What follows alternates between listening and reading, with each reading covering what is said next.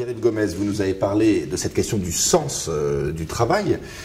Comment initier des processus dans les entreprises, mais aussi dans la société plus largement, pour redonner ce sens du travail humain?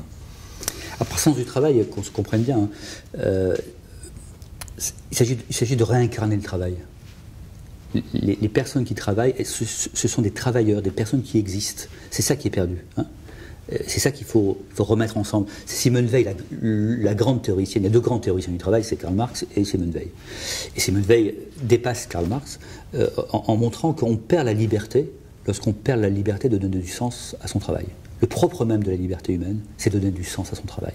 Donc s'il y a à retrouver la dignité du travail, le goût du travail, je veux dire profondément l'importance sociale, citoyenne du travail et le sens du travail, c'est en ramenant le plus possible la décision sur le contenu du travail et le travail lui-même. Et évidemment, la division du travail, comme on dit, depuis des siècles, a tendance à éloigner de plus en plus l'activité. C'est staccadovisme. Oui, oui, c'est ça. Et puis la division. Je fais un petit bout d'un travail, enfin d'une activité qui est tellement, une production qui est tellement énorme que je ne sais plus ce que je fais exactement. Et donc, ça conduit à faire éclater le sens. Et en même temps, ce dont on a besoin, c'est de ramener le plus possible chaque travailleur du sens de ce qu'il fait. Alors comment faire, ça c'est facile à dire comme ça, c'est difficile. Oui, parce qu'on cherche des solutions quand même. Hein. Et on en cherche dans des entreprises qui se sont fondées sur la division du travail, justement. Oui. Et même qui contrôlent. Et notamment toutes ces grandes firmes. Et en particulier les grandes entreprises mondialisées.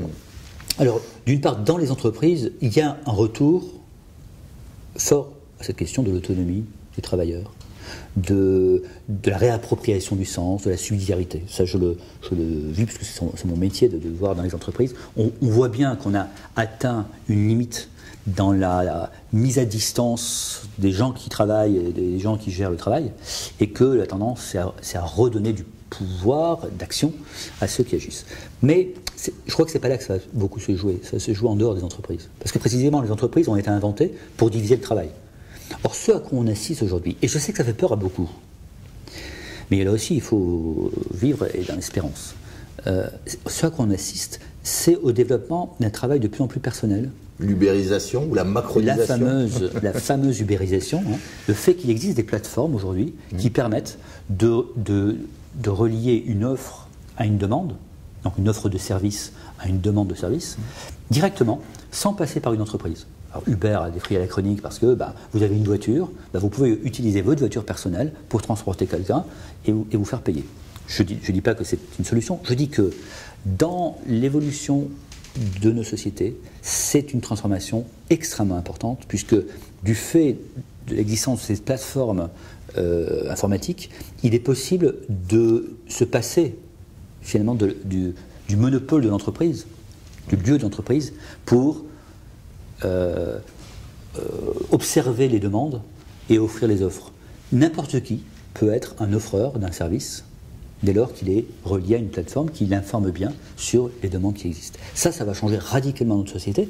Alors on voit toute la terreur évidemment que ça peut générer. Parce on parle de précarisation. Absolument, précarisation. Évidemment, si on raisonne dans l'ancienne société du travail salarié, c'est une précarisation. Et il va falloir trouver des moyens d'éviter la précarisation. Mais pour autant, c'est aussi une toute nouvelle façon de se penser au monde par le travail. Parce que du coup, beaucoup de personnes qui ne pouvaient pas travailler et offrir leur talent parce qu'il n'y avait pas de lieu entreprise pour les offrir, peuvent directement l'offrir si tant est qu'il y a une demande. Là, je crois qu'on est à l'aune d'une transformation très importante de notre relation au travail. Une fois encore, on voit que l'avenir n'est pas sombre, terrifiant ou au contraire totalement rose et ludique, mais que notre responsabilité va être engagée pour trouver cette nouvelle forme de travail qui correspondent à cette société de l'Internet, cette société du learning et de cette société du I, comme on dit, du I quelque chose. Et là, nous avons encore une fois une avenue, une perspective qui s'ouvre pour nous.